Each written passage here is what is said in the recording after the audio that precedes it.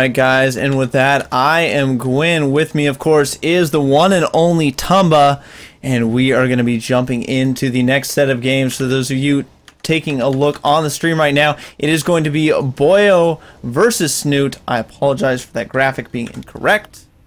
I'm actually just going to switch to a generic graphic because that's bothering me that it is broken.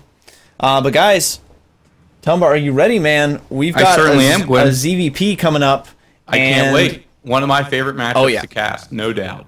Absolutely. We're going to be starting on Cloud Kingdom. And let's go ahead and do a countdown. We'll be starting in 3, 2, and 1.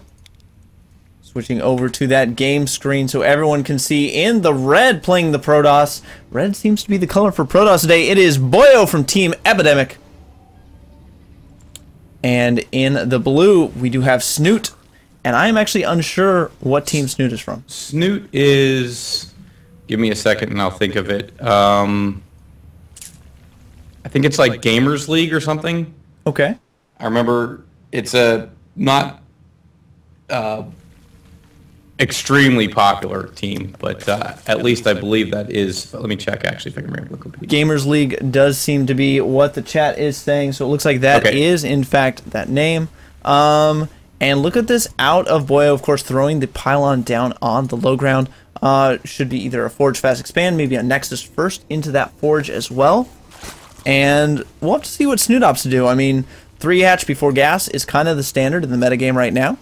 But there are a few ways to do it. And, you know, a few ways to badly do it and get crushed.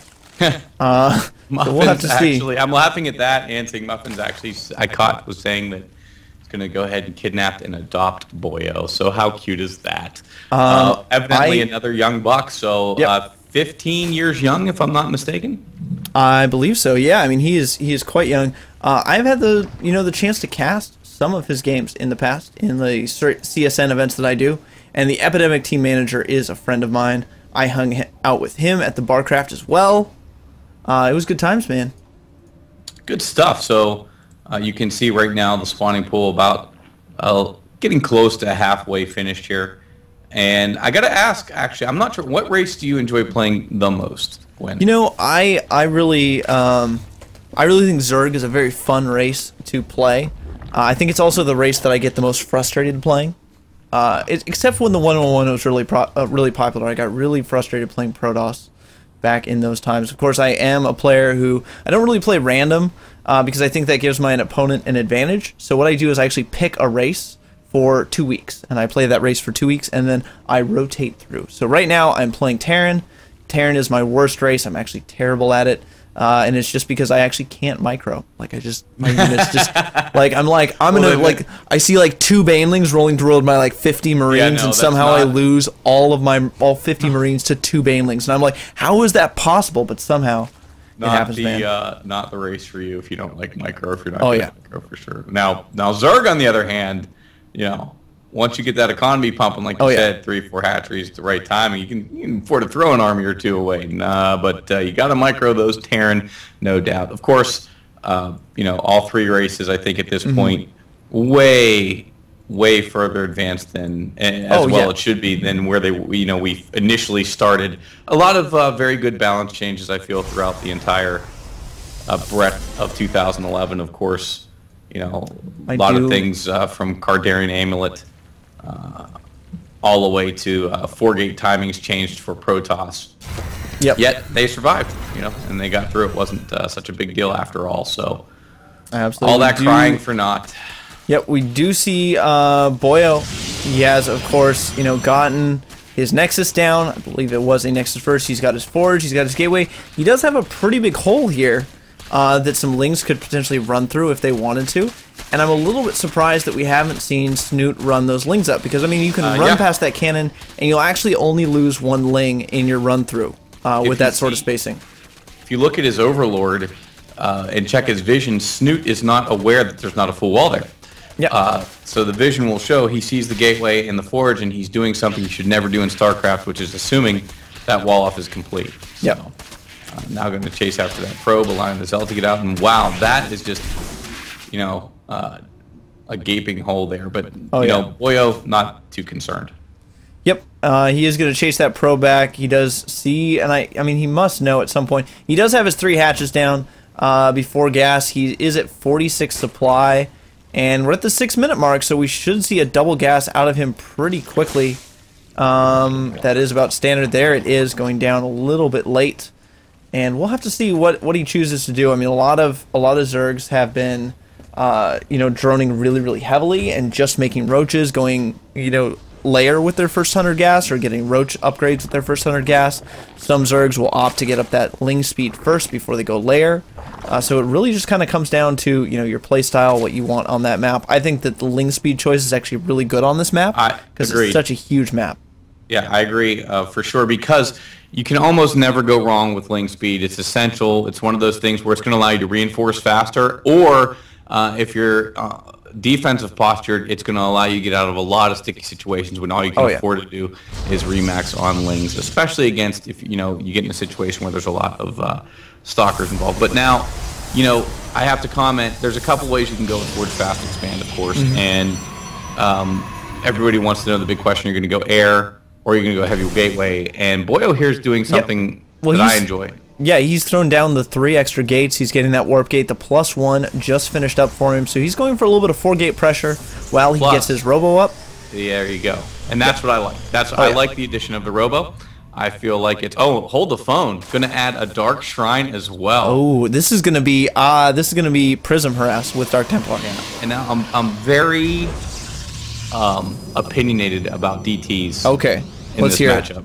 I feel like the best place to use DTs in this matchup, a lot of Protoss were experimenting with DT expands versus Zerg, and there was a notion that even if it didn't do damage, at least you had map control, which it can be argued. Now, one thing you can't argue is Warp Prism Harass with DTs is so very hard to deal with for Zerg. It's one of those things where just a couple of sport crawlers aren't going to do the trick. However, Boyo may be in a bit of trouble here with all these zealots marching back, all those roaches in tow. He has actually gotten completely shut down. He's basically, I mean, he's forced some spines, but I mean, at this point when the Zerg is at, I mean, let's take a look at the worker count, 63 drones. Throwing down 3 spines and another 1 over here is not a big deal for that Zerg economy. So Boyo basically did nothing with that harassment, and he actually is not making a War Prism.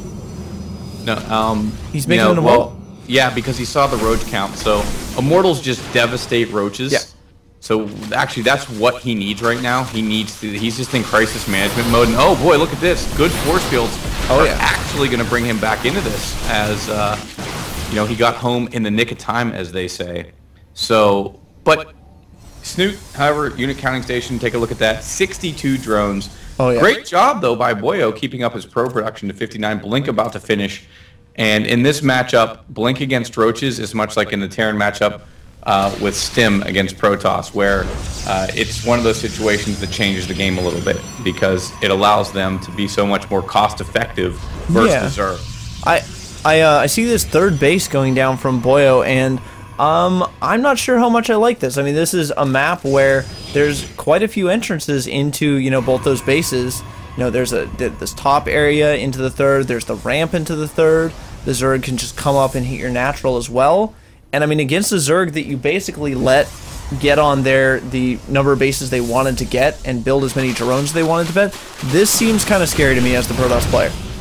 Yeah, for sure, it is. And I'm not even sure this engagement is going to tell the story. Here we go, look at this force field going down, just so good. I mean, you've got the Zealots in the front, but those Roaches can't retreat, and there's Immortals in the back there doing a little bit of the PP dance, trying to get in range. But actually, Boyo may be able to clean this up.